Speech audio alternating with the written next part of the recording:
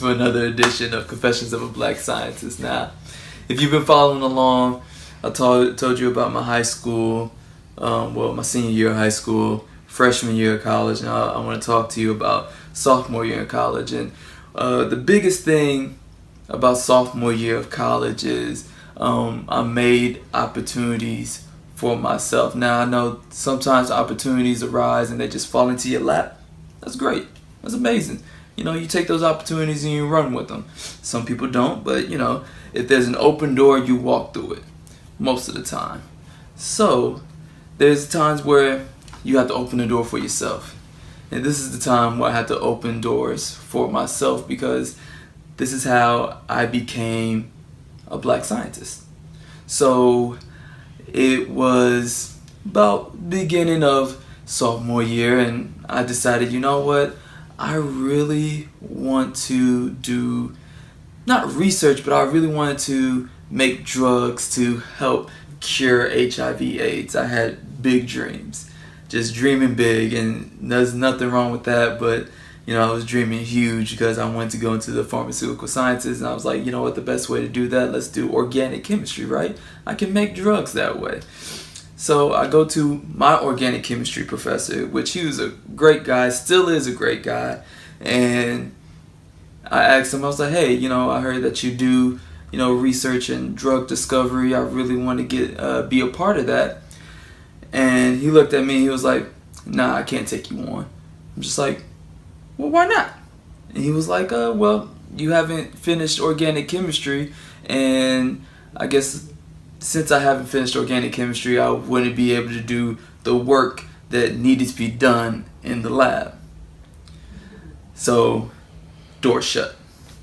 Messed up, right? But a friend of mine was like, hey man, there's another professor down the hall.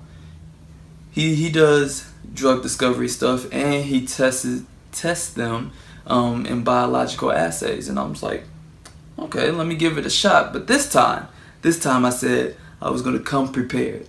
Now, no matter what opportunity you get into, either job or internship, anything, you have to come prepared. So I was like, you know what, I'm going to prepare. So I did research. I was going to come to him with a research plan. Like, this is how we're going to do. This is how we're going to go about it. This is how we're going to test our results. This is how we're going to find what we need to find to cure the disease that cure HIV is what I was trying to do.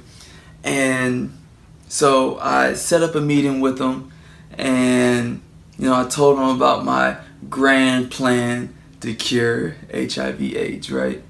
So he's just looking at me, smiling, nodding. And then when I got done, he was like, you know what? That's a great plan for grad school. I was just like, oh, well, dang, all right, well, what does that mean? And he was like, but you know what? I'm going to tell you about the things that I do in my lab, and if you like one of them, you could come join.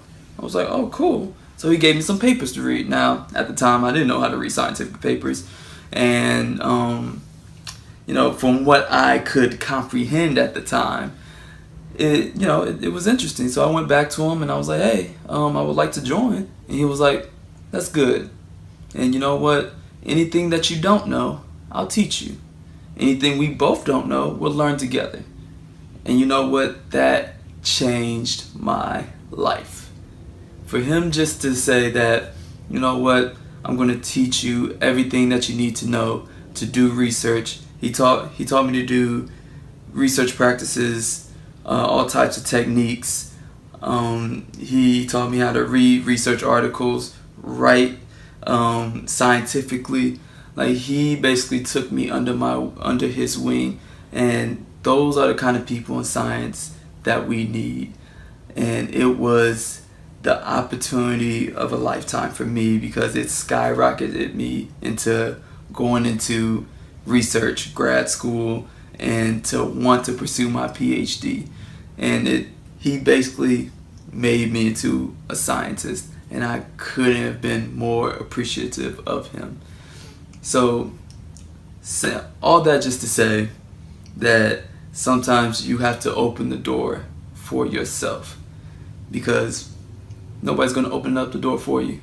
if you want something, you gotta go out and get it. You gotta grab it. You gotta take it for yourself. Nothing in this world, at least for someone like me, is just given to you. You gotta go get it. Alright guys, so let's talk about some powerlifting, alright? So I'm starting off my peak block and things are going pretty well. My coach is tweaking my technique to help my squat.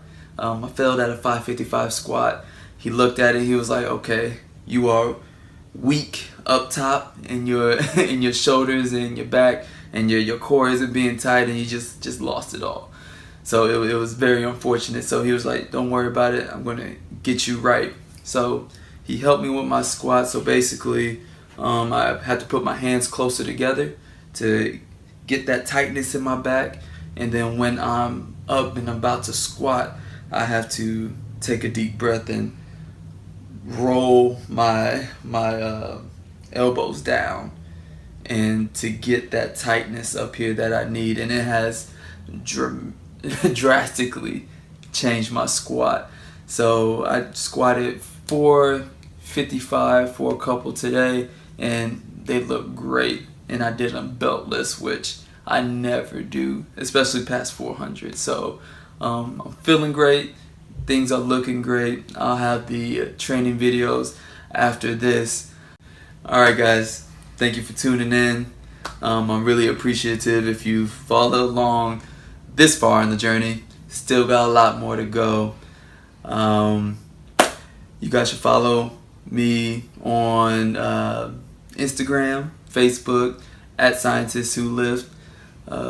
I post, my lifting videos there, and other people in the scientific STEM doctoral community lifting as well.